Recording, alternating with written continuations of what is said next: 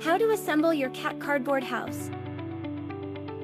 Step 1. Connect the floor to the front and back panels by sliding the floor tabs into the panel slots.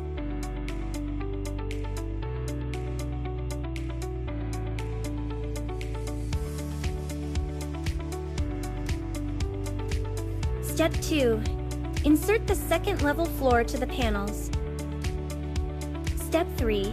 Attach the side panels. Step 4.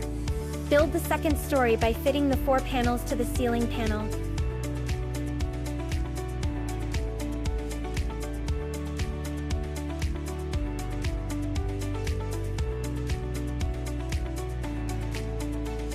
Step 5. Now push the second story by pressing the tabs into the holes.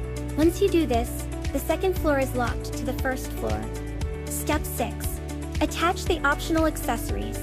You can place the fleece mat at the first or second story. You may fix it to the floor with the Velcro provided.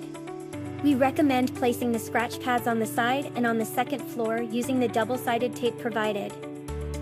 All done. Time to let your pet explore.